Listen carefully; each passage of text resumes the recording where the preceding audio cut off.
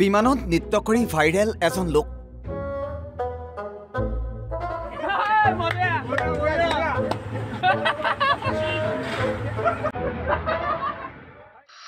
বিমান চাবলৈ হেতা ওপৰা ৰাইজৰ সকলোৰে এবাৰ চুই চাবলৈ মন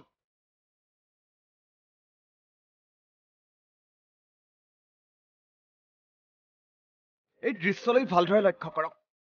ৰাজপথত এখন বিমান বাইঘাটা চাৰিআলিৰ ৩১ নং ৰাষ্ট্ৰীয় ঘাইপথত এনেদৰে দেখা গ'ল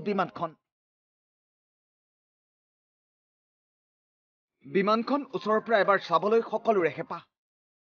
কোনোৱে বিমানখন এবাৰ হাতেৰেও চুই চাইছে কোনোবাই আকৌ সেলফি তোলাত ব্যস্ত কোনোবাই আকৌ বিমানত উঠি এবাৰ নৃত্যই কৰি দিলে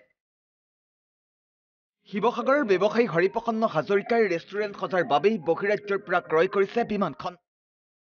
ট্ৰাকৰ জৰিয়তে বহিৰাজ্যৰ পৰা ৰাষ্ট্ৰীয় ঘাইপথেৰে লৈ অনা হৈছে বিমানখন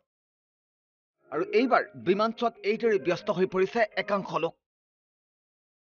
ভালে লাগিছে নেদেখা বস্তু এটা দেখিছো ওচৰতে ভালে লাগিছে মই আহিছো কংকৰৰ পৰা বগল চকৰ পৰা আহিছো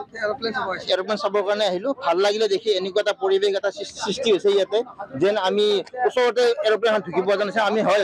গুৱাহাটীৰ পৰা যেতিয়া দেলহিলৈকে যাওঁ আমি এৰোপ্লেনখন তাতহে দেখো কিন্তু এনেকুৱাকৈ মানুহে দেখি জনসমুদ্ৰৰ নিচিনা মানুহ ইয়াতে সৃষ্টি হৈছে যেন মানুহে চাবলৈ পাই অত্যন্ত সুখী হৈছে আৰু যিজন ব্যৱসায়ী শিৱসাগৰৰ পৰা যিজন ব্যৱসায়ী এইখন কিনি তেওঁক আমি শুভেচ্ছা জনাইছো তেওঁ আগলৈ আগবাঢ়ক তেখেতে নিবনুৱা সমস্যা দূৰীকৰণৰ হাতত ২০-২৫ জন লোকক অন্তত সংস্থাপন দিব তেখেতৰ যিটো আশা সেই আশাটো পূৰ্ণ হোৱাৰ লগতে আমি অসমবাসীয়ে তেওঁক শুভেচ্ছা জনাইছো এনেকুৱাকে তেখেতৰ পৰা অনুপ্ৰেৰণা আৰু ২-৪জন ব্যক্তি এনেকৈ ওলাই এনেকৈ ব্যৱসায়ীৰে আগবাঢ়ি যায় তাৰ কাৰণে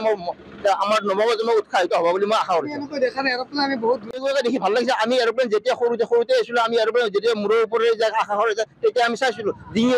ডিঙি বা চকু আমি আকাশলৈ দি আমি চাইছিলো কিন্তু এনেকুৱা এটা পৰিৱেশত আমি মাজ ৰাস্তাতে দেখিছো বাইহাটা চাৰিআলি অঞ্চলত আমি দেখিছো এইটোৰ কাৰণে দেখি আমি অত্যন্ত সুখী আৰু গৌৰৱান্বিত আৰু সেইজন ব্যক্তিৰ কাৰণে আমি গৌৰৱান্বিত আছো গাড়ীখনে চাবৰ কাৰণে এনেকুৱা গাড়ী আমি দেখা নাই একদিন গাড়ী চাবাৰে আছো আৰু ভাল লাগছে চাই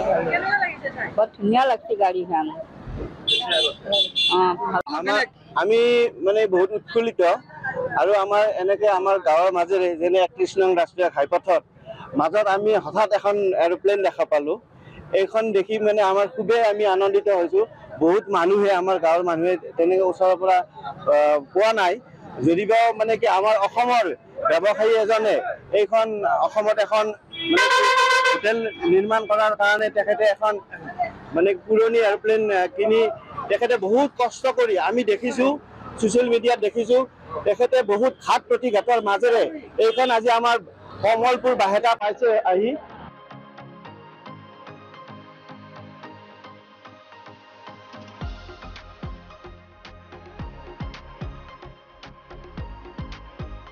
বাইঘাটৰ পৰা সৈয়দ নিজামুদ্দিন আহমেদৰ ৰিপৰ্ট অসম লাইভ 24